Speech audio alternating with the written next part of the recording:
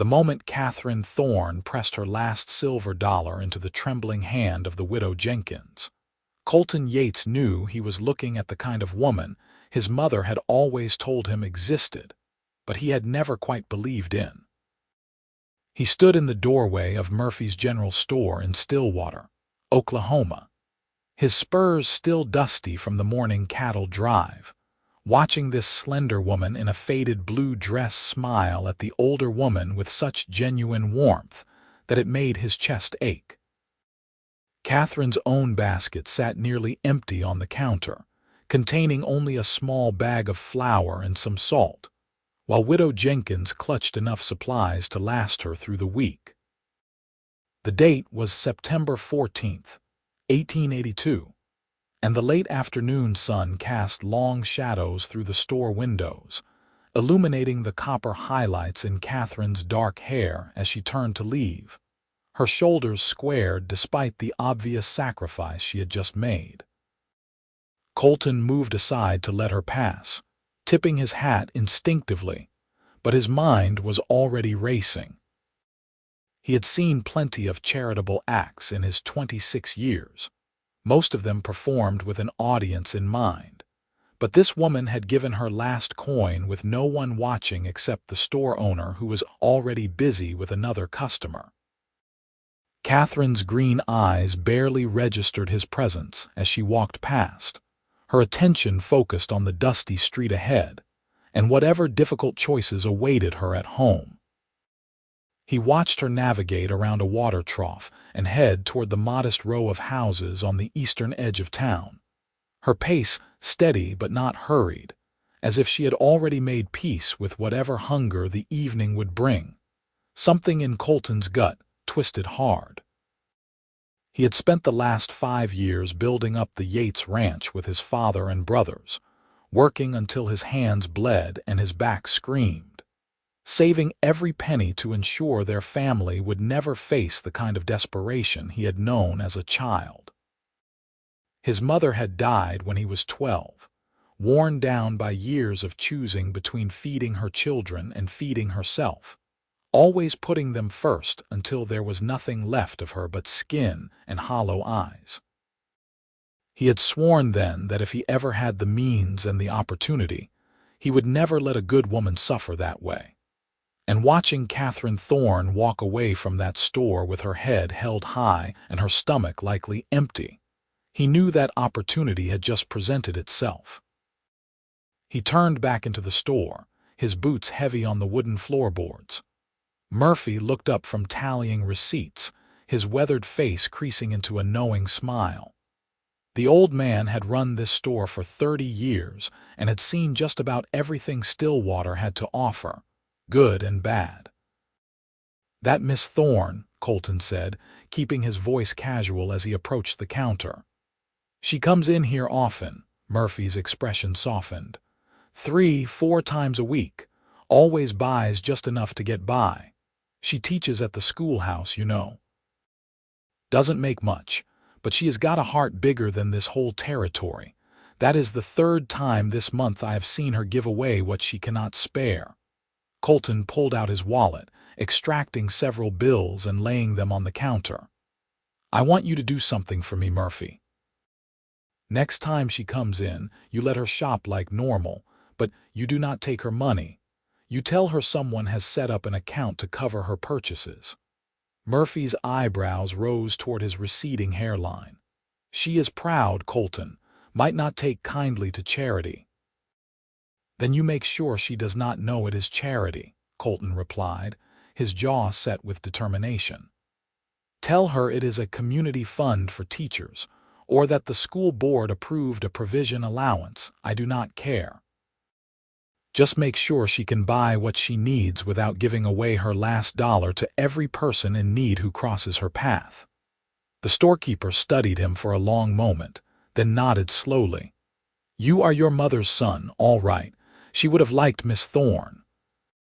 Colton felt the familiar pang of loss that always accompanied mentions of his mother, but he pushed it aside. "How much do you figure she spends in a week?" "Maybe $2 if she is being generous with herself. Usually less." Colton counted out $40 and placed them in Murphy's palm. "This should cover her for a good while. When it runs low, you come find me." He left the store before Murphy could ask any more questions, stepping out into the cooling evening air. Stillwater was settling into its evening rhythm, with cowboys heading to the saloon for whiskey and cards, families gathering for supper, and shopkeepers closing up for the night. Colton had lived in this town all his life, had watched it grow from a rough collection of tents and temporary structures into a proper community with a church, a school, and enough respectable businesses to attract settlers looking for a fresh start. Oklahoma Territory was still wild enough to test a person's mettle, but towns like Stillwater proved that civilization was taking root, one building at a time. He walked toward the boarding house, where he kept a room when ranch work kept him in town overnight, but his thoughts remained fixed on Catherine Thorne. He did not know much about her beyond what everyone in Stillwater knew.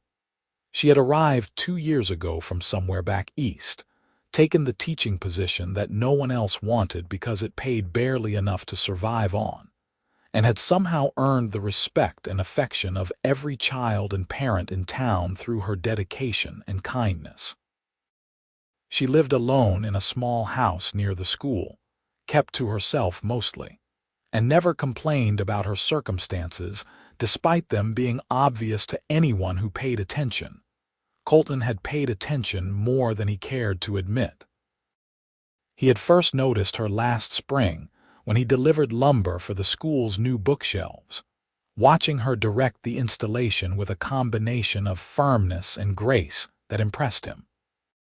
She had thanked him with a smile that made him forget his own name for a solid 10 seconds, then turned back to her students without any apparent awareness of the effect she had on him. Since then, he had found reasons to be in town more often, always keeping an eye out for her, learning her routines, and admiring from a distance the way she moved through the world with such quiet strength. But admiration from a distance would not put food in her belly or ensure she stopped sacrificing her own welfare for others. Colton was a man of action, not words, and if Catherine Thorne needed someone to make sure she never had to choose between charity and meals again, then he would be that someone, whether she knew about it or not. The next morning dawned clear and warm, typical for September in Oklahoma Territory. Colton rode out to the ranch before sunrise, knowing his father would expect him for the day's work. The Yates spread covered 2,000 acres of prime grazing land, with a sturdy ranch house, a solid barn, and enough cattle to ensure a comfortable living for the family. His father, Robert Yates, was already up and checking the horses when Colton arrived, his weathered face breaking into a smile at the sight of his eldest son. "Thought you might sleep in after your night in town," Robert said, his tone teasing. "Not much sleeping to be done," Colton replied, dismounting and leading his horse into the barn. "Got something on my mind, though." His father followed him inside, curiosity evident in his blue eyes that matched Colton's own. "Woman trouble?" Colton paused in the act of removing his saddle. "Maybe, or maybe woman opportunity. That school teacher, Miss Thorne, you know her, met her once or twice. Seems like a fine woman, smart, kind, good with the children." Robert leaned against a stall door, arms crossed. "Your brothers mentioned you had been asking about her." Heat crept up Colton's neck, but he refused to be embarrassed. "I saw her yesterday give away her last dollar to Widow Jenkins. Just handed it over like it was nothing, even though her own basket was near empty." Understanding dawned on Robert's face. "And you are thinking about your mother." "I am thinking about a good woman who should not have to starve herself to help others," Colton corrected, though they both knew his father was right. "I set up an account at Murphy's store to cover her purchases, but that is just the start. She needs more than grocery money." She needs someone looking out for her. Robert was quiet for a moment, his expression thoughtful. Looking out for her or courting her? Cannot it be both? A slow smile spread across his father's face. I suppose it can. Your mother would approve. She always said the measure of a man was not in what he owned, but in how he treated those with less. If you are serious about this, son, you had better be prepared for the long road. A woman like that, one with pride and principles, she will not make it easy. I do not expect easy, Colton said, finally pulling the saddle free and setting it on the rack. I just expect to do what is right. They worked through the morning, checking fences and moving cattle to fresh pasture, but Colton's mind kept drifting back to Catherine. He wondered if she had gone to the store yet, if Murphy had managed to convince her about the mysterious teacher fund, if she was at the schoolhouse, right now teaching arithmetic or history to children who adored her. He wondered what she liked to eat, what made her laugh, what dreams she harbored beneath that composed exterior. Most of all, he wondered how long it would take before he could work up the courage to actually speak to her beyond a polite greeting. The answer came sooner than expected. 3 days later, Colton was in town to pick up supplies for the ranch when he spotted Catherine leaving the general store with a basket that actually looked full for once. Her expression was confused, a small wrinkle between her eyebrows suggesting she was puzzling over something. He intercepted her path casually, tipping his hat. Miss Thorne, afternoon. She looked up, those green eyes focusing on him with sudden intensity. Mr. Yates, good afternoon. She paused, then added, You know Mr. Murphy well, do you not? Colton kept his expression neutral. Known him all my life. Why do you ask? He told me the strangest thing just now, Catherine said, shifting the basket to her other arm. Claimed that the school board has set up some sort of provision account for teachers, that I can purchase what I need without payment. But I have been teaching here for 2 years and never heard of any such arrangement. And when I tried to insist on paying, he became quite adamant that I not argue with school board policy. She was watching him carefully, and Colton had the distinct impression that this woman was far too clever to be easily fooled. He decided honesty, or at least partial honesty, was the best approach. Maybe the school board realized they were not paying you enough to live on properly, he suggested. Would that be so strange? It would be strange that they suddenly realized it now, without any meeting or discussion, Catherine replied. Her gaze remained steady on his face. And it would be particularly strange if the school board happened to make this decision right after I ran into financial difficulties that someone might have witnessed. Colton felt a grudging admiration for her perceptiveness. Miss Thorne, if someone in this community wanted to help out a teacher who gives more than she receives, would that be such a terrible thing? It would be charity, she said quietly. And I do not take charity. Even when you give it freely to others, that stopped her. Color rose in her cheeks, not from embarrassment but from something deeper. That is different. How? Because I choose to help others. I do not need others to help me.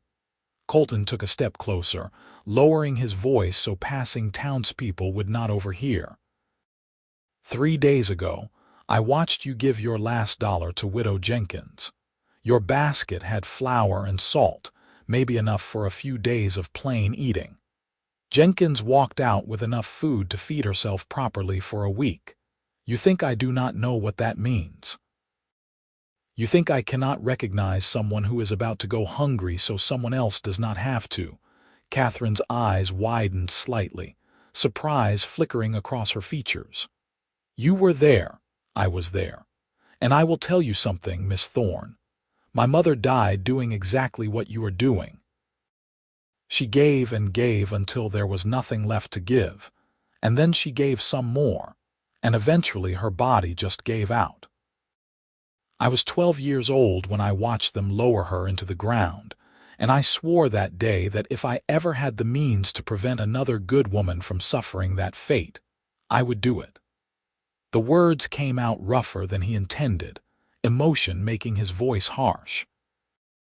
Catherine's expression softened, her defensiveness melting into something that looked like understanding.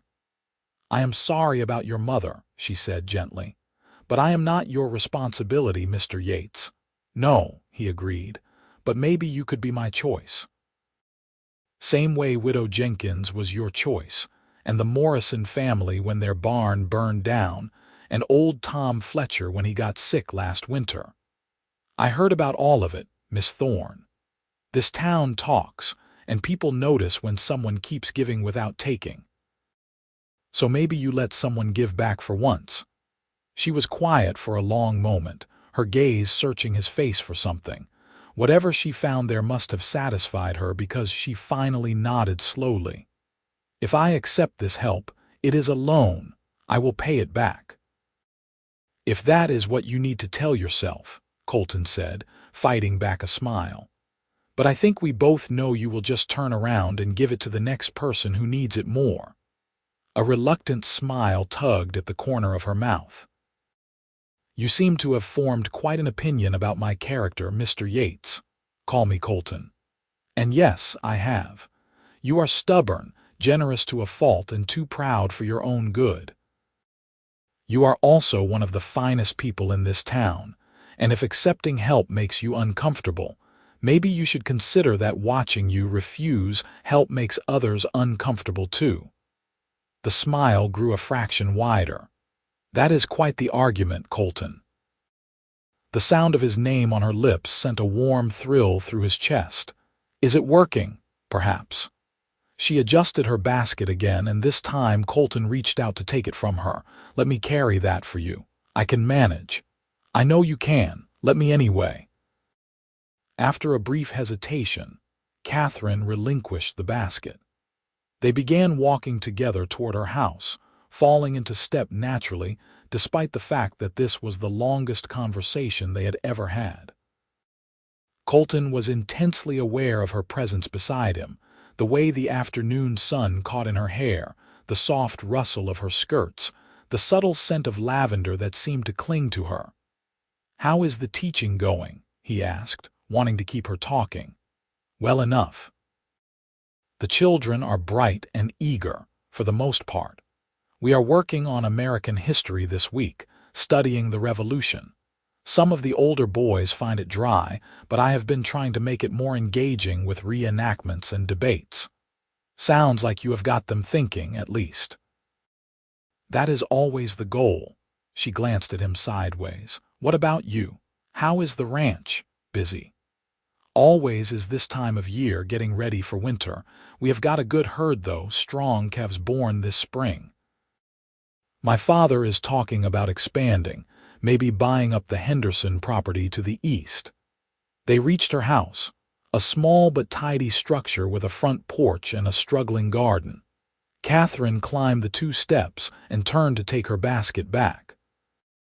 Their hands brushed during the transfer, and Colton felt that same electric awareness he experienced whenever she was near. "Thank you," she said softly, "for carrying the basket, and for the other thing, even though I still think it is too much." "It is not nearly enough," Colton replied. "But it is a start." Catherine tilted her head, studying him with those intelligent eyes. "Why are you doing this? And please do not just say it is about your mother. There is something more, is there not?" Colton had never been good at hiding his feelings, and apparently he was not about to start now. "Maybe I think you deserve to be looked after. Maybe I think someone should make sure you are taking care of yourself as well as you take care of everyone else. Maybe I have been watching you for months and thinking that you are exactly the kind of woman worth knowing better." The honesty hung between them, bold and undeniable. Catherine's cheeks flushed pink, but she did not look away. "That is very forward, Mr. Yates." "Colton," he corrected again. "And yes, it is. But I have never been much good at dancing around what I mean. Life is too short and too uncertain out here for games." "No," Catherine agreed quietly. I suppose it is. She bit her lower lip, a gesture that made her seem younger and more vulnerable than her usual composed demeanor suggested. If I were to allow this arrangement to continue, would you expect something in return? The question hit him like a physical blow. You think I am trying to buy your affection? I think men often believe that helping a woman entitles them to certain considerations. Colton set his jaw, working to keep his temper in check. Miss Thorne, if I wanted to court you properly, I would ask your permission directly, not try to bribe my way into your good graces. The account at Murphy's store is not about courting. It is about making sure you do not starve yourself for the sake of others. What happens beyond that, if anything, is entirely your choice. Catherine's expression shifted, the guardedness easing out of her features. I apologize. That was unfair of me. I have just learned to be cautious. Someone treat you poorly? The question came out harder than he intended, but the thought of anyone hurting this woman made his blood run hot. Nothing so dramatic. Just experience teaching me that kindness often comes with strings attached. She managed a small smile. But perhaps I have been too quick to assume the worst. You have been nothing but honest with me, and I appreciate that. Then you will accept the help, without trying to pay it back or feeling guilty about it. I will accept it, Catherine said slowly, on one condition. If you truly want to court me, then do it properly.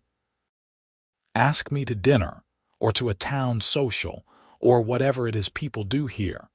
Let me get to know you as more than just the man who pays for my groceries. Colton felt a grin spread across his face, wide and genuine. Miss Thorne, would you do me the honor of accompanying me to dinner tomorrow evening? There is a new restaurant that opened up on Main Street, supposed to have a decent cook. I would be delighted, Colton. The way she said his name, soft and warm, made him feel like he had just won a prize worth more than all the cattle on his ranch. He tipped his hat, backing down the porch steps before he did something foolish like trying to kiss her hand or some other overly romantic gesture that would probably scare her off. I will pick you up at 6, he said. I will be ready. Colton walked back toward the center of town, feeling lighter than he had in years. The sun was setting over Stillwater, painting the sky in shades of orange and pink, and somewhere in the distance, he could hear the lowing of cattle and the shouts of cowboys driving them home. This was his town, his territory, his life. And now, possibly, his chance at something he had been afraid to hope for. The next evening, Colton arrived at Catherine's house at precisely 6 o'clock, freshly washed and wearing his best shirt and vest. He had even trimmed his beard and slicked back his hair, though the stubborn waves refused to stay completely tamed. His heart hammered against his ribs as he knocked on her door, feeling more nervous than he had facing down angry bulls or breaking wild horses. Catherine opened the door, and for a moment, Colton forgot how to breathe. She wore a dress of deep green that matched her eyes, her hair swept up in an elegant style that exposed the graceful line of her neck. She had clearly put effort into her appearance, and the realization that she cared enough to do so made his chest swell with hope. You look beautiful, he said, the words simple but heartfelt. Thank you. You look quite handsome yourself. She collected a shawl from a hook near the door and stepped out onto the porch. Shall we? They walked through town together, and Colton was acutely aware of the looks and whispers that followed them. Stillwater loved nothing more than gossip, and the sight of confirmed bachelor Colton Yates escorting the schoolteacher to dinner would provide fodder for weeks. He found he did not care. Let them talk. He had nothing to hide and no reason to be ashamed of courting a woman like Catherine. The restaurant was small but clean, with checkered tablecloths and oil lamps providing warm light. The owner, a jovial man named Peterson who had moved from Kansas earlier that year, showed them to a corner table with obvious delight at having such notable customers. He handed them handwritten menus and promised his wife's cooking would not disappoint. Once they were settled and had ordered roasted chicken with vegetables, Colton found himself unsure where to start. Conversation had flowed easily enough the day before, but now, sitting across from Catherine in the intimate setting of a dinner date, he felt the weight of expectation pressing down on him. Catherine seemed to sense his discomfort. "Tell me about your ranch," she prompted gently. "You mentioned your father and brothers. How many brothers do you have?" "3. James is 24, Thomas is 21, and Lucas just turned 19. James and Thomas work the ranch with my father and me. Lucas took off last year to try his luck as a lawman up in Kansas, but we expect he will come back once he realizes that chasing outlaws is not as exciting as the dime novels make it seem. 4 boys. Your mother must have had her hands full." "She did, but she loved it, every minute of the chaos. She used to say that the noise and mess were proof of life, that silence was what she feared most." Colton smiled at the memory. "She would have liked you. She always said I should find a woman with a strong heart and a good mind, not just a pretty face." "And do you think you have found such a woman?" Catherine asked, her tone light but her eyes serious. "I know I have. Question is whether she will have me." "That depends. What kind of man are you, Colton Yates? Beyond the generous acts and the handsome face, who are you when no one is watching?" The question was unexpected in its depth, and Colton took a moment to consider his answer. "I am the kind of man who works hard because I know what it is like to have nothing. I am the kind who believes in keeping promises and protecting people weaker than myself. I am not particularly educated, never got much past basic reading and writing, but I have got common sense and I learn quick. I do not drink to excess, do not gamble more than friendly card games, and I have never raised a hand to a woman or child in my life. I want to build something lasting, not just for myself but for a family someday. And I am the kind of man who knows when he has met someone special and is not afraid to say so." Catherine was quiet for a long moment, her fingers toying with the edge of her napkin. "I grew up in Boston," she said finally. "My father was a clerk, my mother a seamstress. They wanted me to marry well, to marry up as they called it, to find a man with money and position. But I wanted to teach. I wanted to make a difference. When they arranged an engagement to a businessman 20 years my senior, I realized I had 2 choices: live the life they wanted for me or find my own path. So I left. Got on a train and kept going until I found a place that needed a teacher and was willing to take a chance on an unmarried woman with no references beyond her teaching certificate." "That took courage," Colton said quietly. "Or stupidity," Catherine replied with a wry smile. "I have questioned the decision more than once, especially during the lean times, but I have never regretted it. This life is mine, shaped by my choices, and that means something." "It means everything," Colton agreed. "And for what it is worth, I am glad you got on that train. Stillwater is better for having you."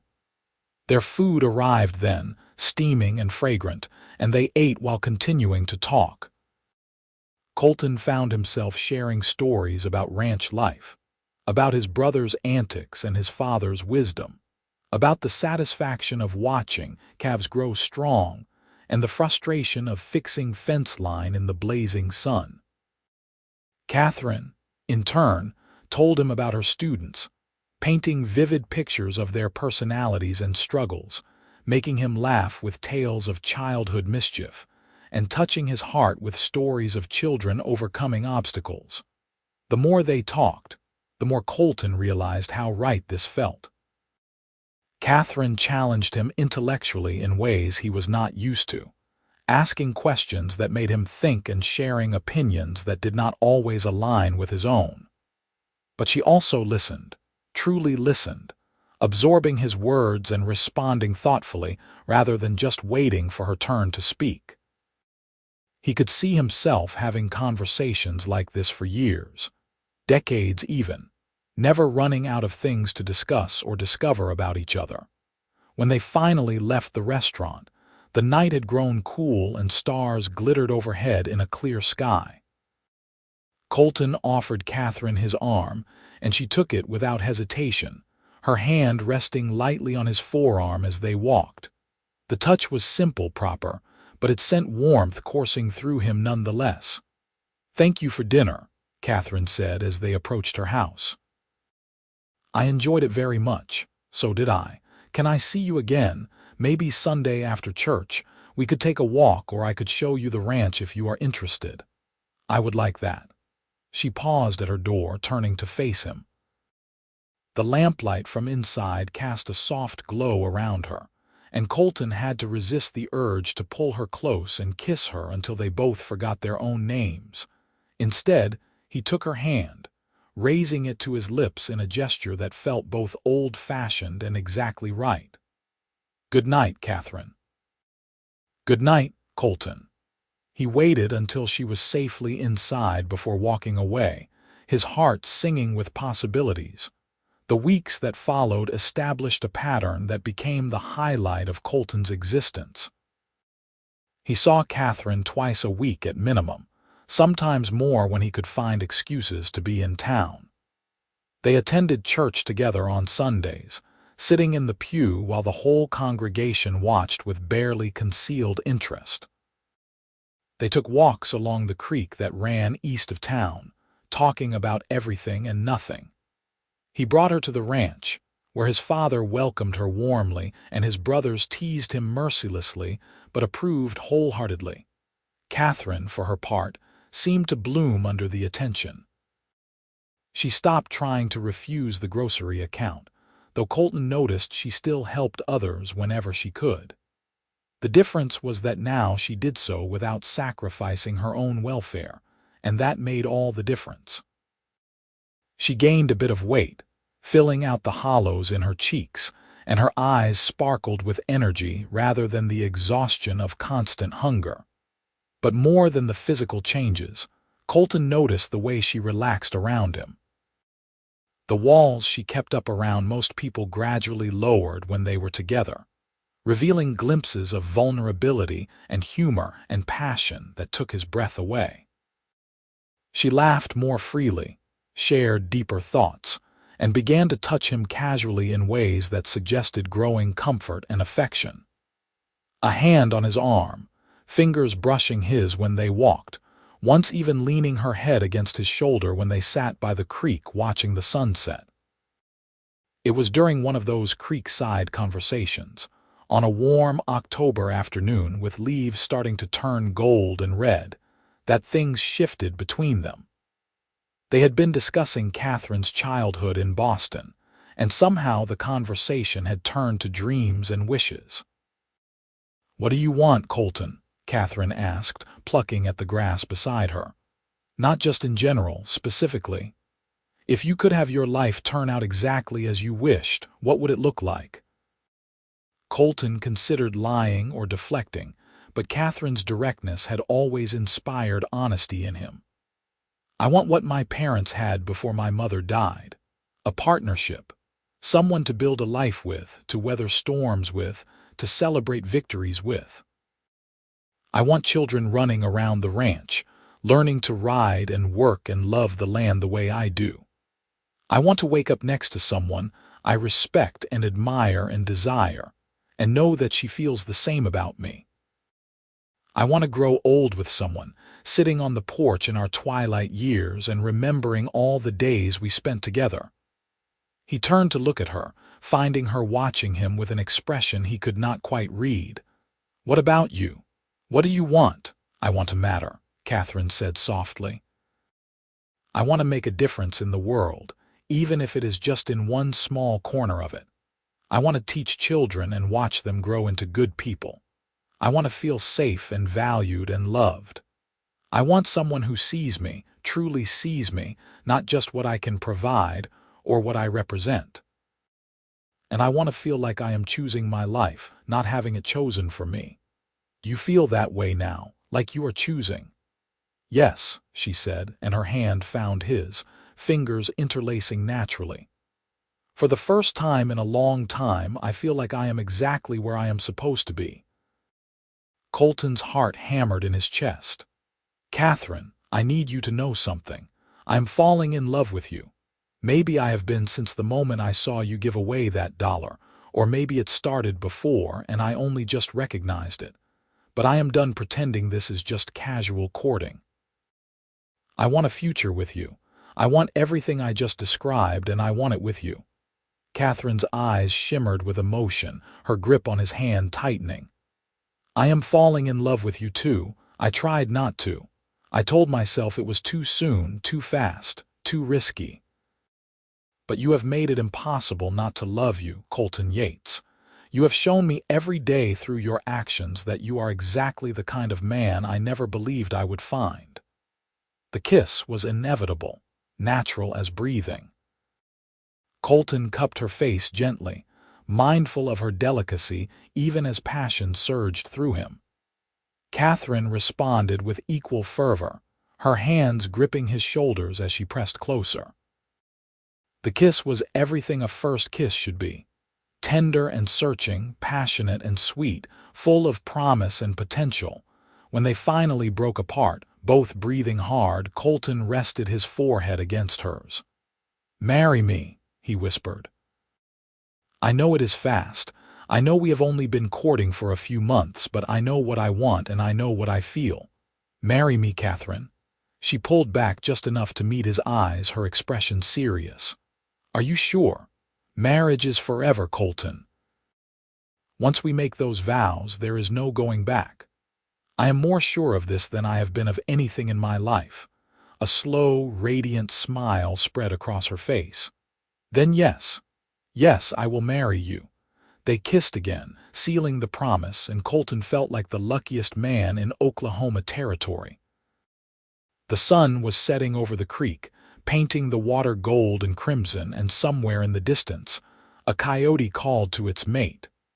This was his home, his land, his life, and now, his love. The engagement was short by most standards, barely 2 months, but neither Colton nor Catherine saw any reason to wait. They were both adults, both certain of their feelings and both practical enough to know that long engagements served no purpose except to satisfy social conventions they did not particularly care about. The wedding was set for December 15th, 1882, to be held in the Stillwater Church with the whole town invited. Catherine continued teaching through the engagement, though she knew she would have to give up the position after marriage. It was simply how things were done. Married women did not teach school. She felt a pang of regret at leaving her students, but the prospect of building a life with Colton more than compensated for the loss. Besides, she reasoned, she could always find ways to help children learn, whether officially or unofficially. Colton threw himself into preparing for married life with characteristic intensity. He added a room to the small house on the ranch property that would serve as their home, wanting Catherine to have space for her books and personal belongings. He bought new furniture, including a bed frame he carved himself during long evenings when he was too excited to sleep. He consulted with his father and brothers about every detail, wanting everything to be perfect for his bride. The day before the wedding, a sudden cold snap hit Oklahoma territory, bringing temperatures down to near freezing and threatening snow. Colton woke early, his stomach tight with nerves that had nothing to do with the weather. He dressed carefully, checked and rechecked the house to ensure everything was ready, and tried to stay busy enough to keep from climbing the walls with anticipation. His father found him in the barn, ostensibly checking on the horses but really just burning off nervous energy. "Your mother would have loved her," Robert said without preamble, leaning against a stall door.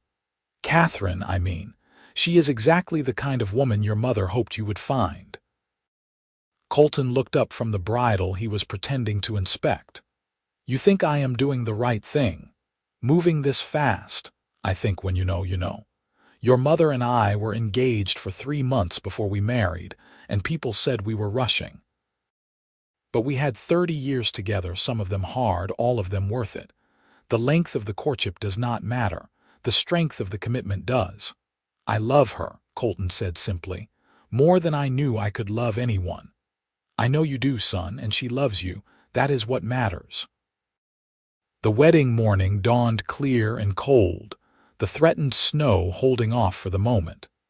Catherine woke in her small house for the last time, feeling a mixture of excitement and bittersweetness.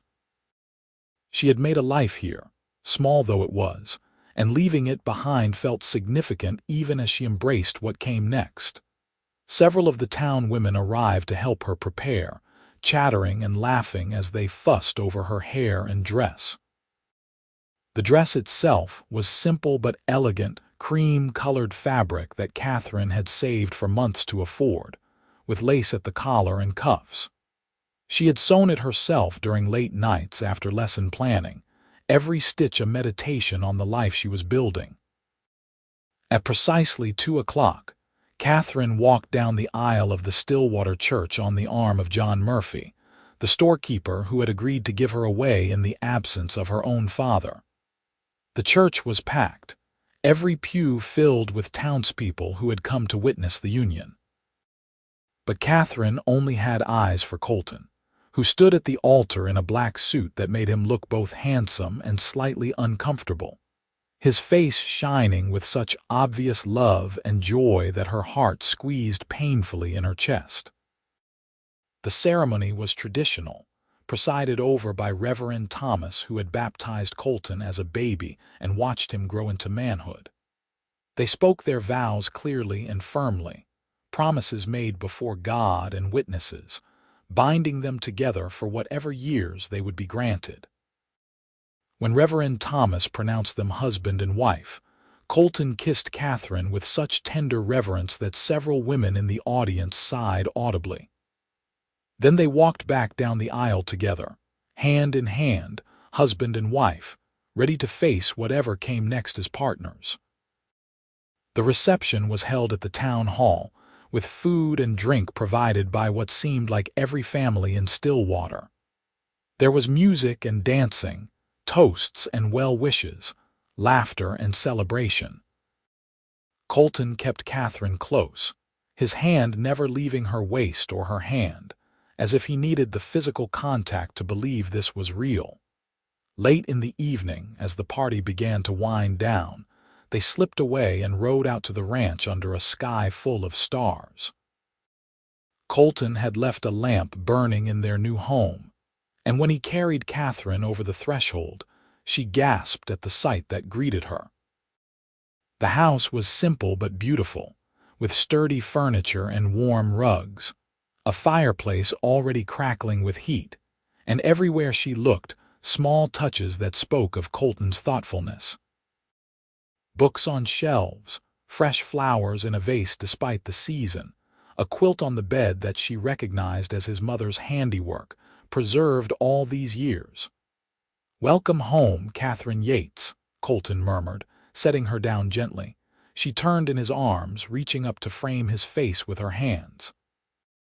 "Thank you for all of this, for seeing me, for caring, for making sure I never have to choose between helping others and taking care of myself, for loving me." "Thank you for giving me the chance to love you," he replied, "for trusting me, for choosing this life, choosing me." They kissed then, and the kiss deepened into something more, passion and love and promise all wrapped together. Colton lifted her again, carrying her toward the bedroom, and Catherine went willingly, joyfully, ready to begin their married life in full. The winter passed in a haze of happiness. Colton and Catherine settled into married life with surprising ease, finding rhythms and routines that suited them both. Mornings began early, with Colton heading out to work the ranch and Catherine tending to the house, though she often joined him outside when weather permitted, learning about cattle and horses, and the endless work that ranch life required. Evenings were spent together, talking and reading and simply enjoying each other's company. Catherine found ways to continue teaching, offering lessons to ranch hands who wanted to improve their reading and writing, and tutoring children from neighboring ranches who could not easily get to the Stillwater school. Colton encouraged her in this, building her a small schoolroom in an unused section of the barn, and ensuring she had supplies and books. Spring came early in 1883, bringing warm winds and new growth. The ranch prospered with healthy calves and good grazing. Colton's father officially signed over a portion of the land to Colton and Catherine, giving them full ownership of their section and the security that came with it. Life was good, better than either of them had dared to hope. In May, Catherine confirmed what she had suspected for several weeks. She was pregnant. The news sent Colton into a spin of excitement and terror, his protective instincts kicking into overdrive. He tried to wrap her in cotton wool, insisting she rest constantly and avoid any kind of exertion, until Catherine finally sat him down and explained firmly that pregnancy was not an illness, and she had no intention of spending the next 6 months being treated like fragile porcelain. They compromised. Catherine agreed to be more cautious and to accept help when needed, and Colton agreed to stop hovering quite so obviously, though he still watched her with anxious eyes whenever she moved quickly or lifted anything heavier than a book. The baby came in January of 1884, during a snowstorm that buried Stillwater under 2 feet of white. The labor was long and difficult, and Colton aged 10 years during those endless hours of waiting while the midwife and his father's wife tended to Catherine. But when he finally heard the sharp cry of a newborn, followed by Catherine's exhausted laugh, relief flooded through him so powerfully, his knees nearly buckled. He was allowed in shortly after, finding Catherine propped up in bed, sweaty and pale but beaming, holding a tiny bundle wrapped in blankets. She looked up as he entered, her smile widening. "Come meet your son," she said softly, "son." Colton approached on shaking legs, staring down at the impossibly small face peeking out from the blankets. The baby had dark hair like Catherine and his own blue eyes, and was making small snuffling sounds that seemed far too loud for something so tiny. "He is perfect," Colton breathed, reaching out to touch one minuscule hand. Tiny fingers wrapped around his finger with surprising strength, and something in Colton's chest cracked open, flooding with love so intense it was almost painful. "What should we name him?" Catherine asked. They had discussed names for months without reaching a firm decision, but looking at his son now, Colton knew exactly what felt right. Connor Robert Yates, after my father." Catherine's eyes softened. "Connor, I love it." Robert himself was thrilled when he heard, declaring that having a grandchild named for him was better than any birthday present. He and the rest of the Yates family descended on the new parents with advice and help, ensuring Catherine had time to recover, and Colton did not go completely insane from lack of sleep. The early months of parenthood were challenging in ways Colton had never anticipated. Connor was colicky, crying for hours on end for no discernible reason. Neither Colton nor Catherine got much sleep, taking turns walking the floor with their son, trying everything to soothe him. There were moments of frustration and exhaustion, times when they snapped at each other over nothing, but there were also moments of incredible joy. Connor's first smile, the way he calmed when he heard Catherine's voice, the sight of him sleeping peacefully in his crib. Through it all, their love deepened. Colton watched Catherine with their son and fell in love with her all over again, seeing her strength and gentleness, her patience and determination. Catherine watched Colton transform from anxious new father into confident parent, his natural protectiveness channeled into caring for their family. They were partners in every sense, supporting each other through the challenges and celebrating the victories. By spring, Connor had settled into a more predictable routine, and life on the ranch found its new normal. Catherine resumed her informal teaching, though on a more limited scale, and Colton expanded the ranch's operations, buying more land and cattle. They were building something together, not just a marriage but a legacy, a life that would endure. Years passed in a blur of seasons and milestones. Connor grew into a sturdy, curious boy who followed his father everywhere and adored his mother with fierce devotion. In 1886, Catherine gave birth to a daughter, Anna Marie, who had her mother's green eyes and a temperament as strong as her namesake grandmother. 2 years later came another son, Matthew James, completing their family. The house expanded along with the family. New rooms added as needed, filled with noise and laughter and the chaos of childhood. Catherine taught all 3 children to read and write, instilling in them her love of learning, while Colton taught them to ride and work, to respect the land and the animals. They grew up knowing the value of hard work and the importance of helping others, lessons demonstrated daily by their parents' actions. Colton never forgot what had brought him and Catherine together in the first place.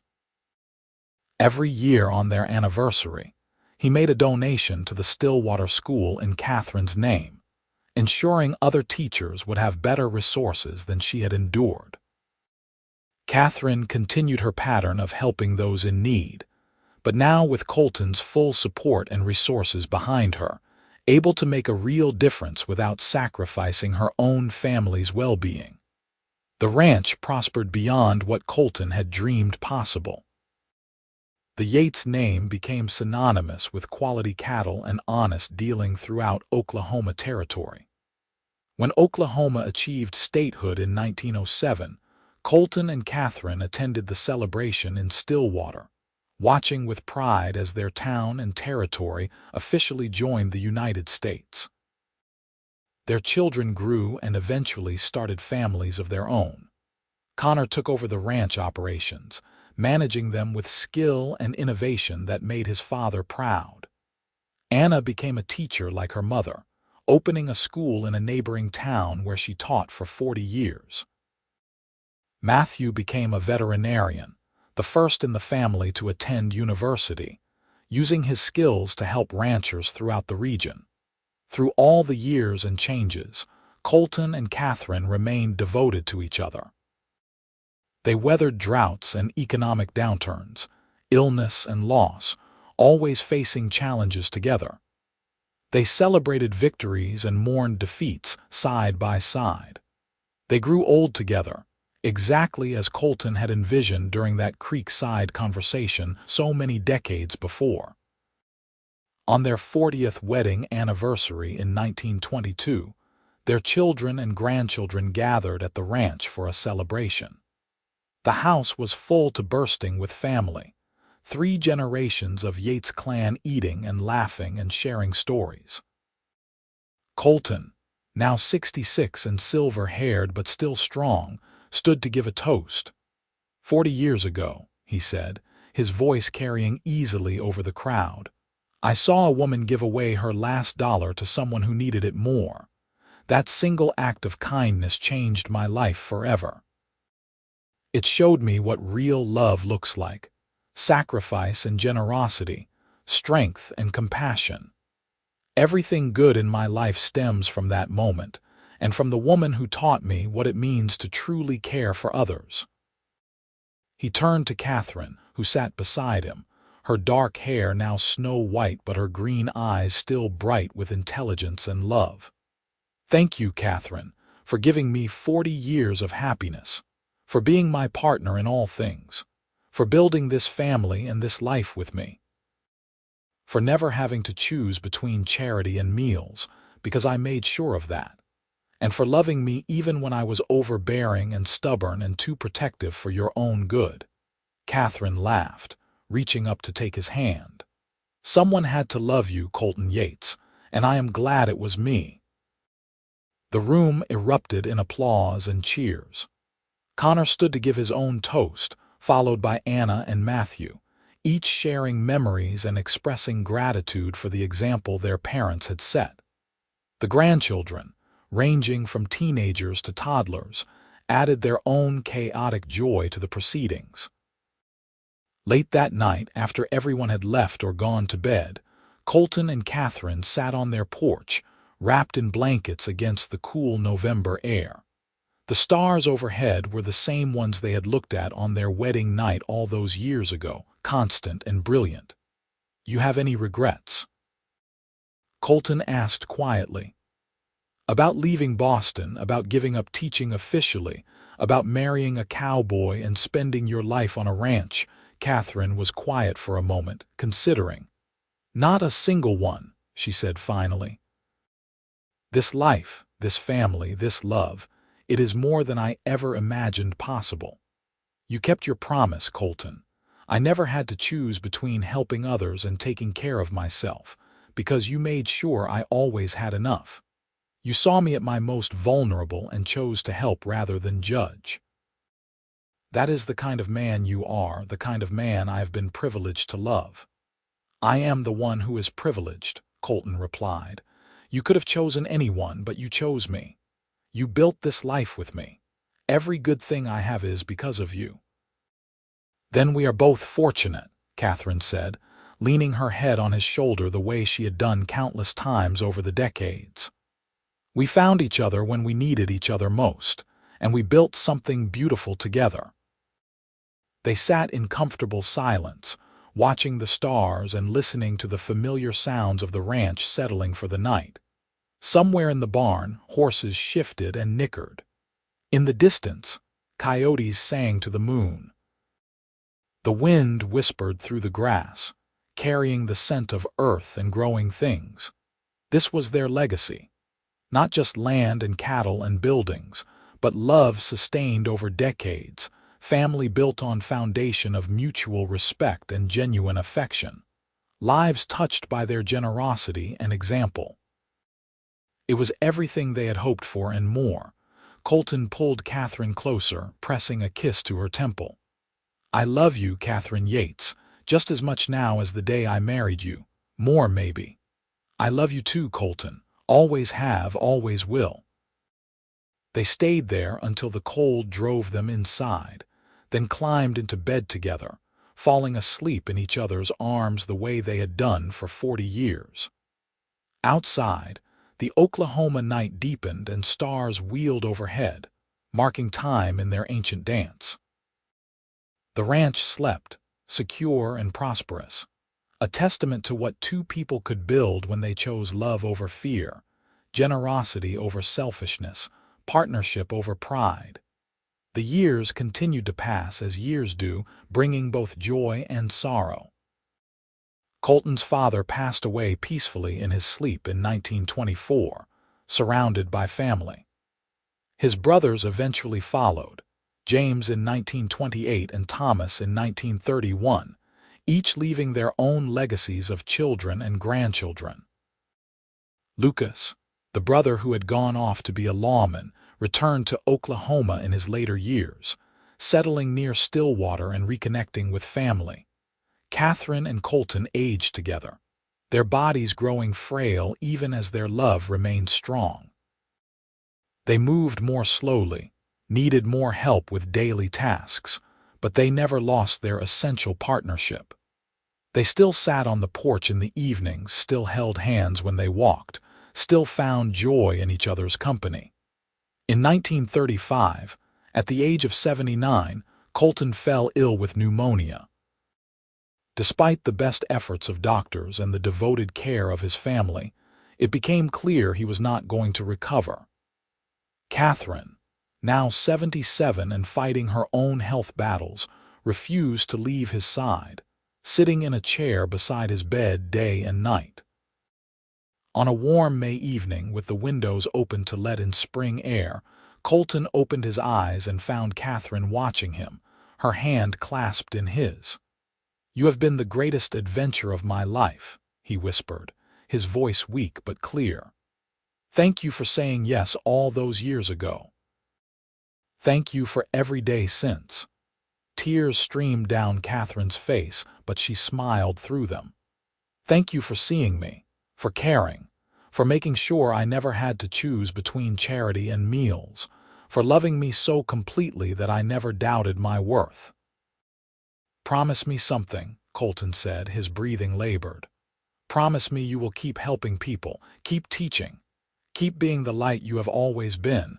Do not let losing me dim that light." "I promise," Catherine whispered. "But Colton, you will always be with me. In every lesson I teach, every person I help, every moment of joy. You gave me the foundation to be my best self. That does not end because you are gone." Colton's eyes drifted closed, a peaceful expression settling over his features. "Love you, Catherine, always." "Always," she echoed. He passed quietly an hour later, with Catherine's hand in his and his children surrounding the bed. The grief was profound, overwhelming, but there was also gratitude for a life well lived and a love that had never wavered. Catherine lived another 3 years, spending her final days surrounded by children, grandchildren, and great-grandchildren. She continued teaching until weeks before her death, working with youngsters on the ranch and in town, passing on knowledge and wisdom accumulated over nearly 8 decades. She spoke often of Colton, keeping his memory alive through stories and lessons, ensuring generations to come would know what kind of man he had been. When Catherine passed in 1938, she was buried beside Colton in the Stillwater Cemetery, their graves side by side beneath an oak tree they had planted together 40 years earlier. The headstones were simple but elegant, bearing their names and dates and a single inscription that summed up their love. Together in life, together in eternity. The ranch continued under Connor's management and eventually passed to his children. The Yates family remained in Oklahoma, generation after generation, carrying forward the values Colton and Catherine had instilled: hard work, generosity, education, and love. The story of how they met became family legend, told and retold, the tale of a cowboy who saw a woman give her last dollar and made sure she never had to choose between charity and meals again, of how that simple act of noticing and caring blossomed into one of the great love stories of their time. In Stillwater, the school eventually bore Catherine's name, honoring her contributions to education. The ranch remained in the family, prospering through boom and bust, a living testament to what Colton and Catherine had built together. And in the hearts of everyone who knew them or heard their story, their love lived on, proof that choosing compassion over indifference, action over apathy, and love over fear could change not just individual lives but entire legacies. The Wild West that had been their backdrop was long gone, tamed and civilized into modern Oklahoma. But the values they represented, the love they shared, and the life they built remained timeless, as relevant and inspiring in each new generation as they had been in that September afternoon in 1882, when a cowboy watched a woman give away her last dollar and decided to make sure she never had to sacrifice her own welfare for the sake of others again. Their story was one of partnership and respect, of seeing and being seen, of building something lasting through daily choices to put love into action. It was proof that the best love stories are not about grand gestures, but about consistent care, not about perfection, but about choosing each other again and again through all of life's challenges. Colton and Catherine Yates had lived such a love story, and in doing so, they had created a legacy that would endure for generations. touching countless lives and inspiring others to choose love, always love, in a world that often needed reminding of its power.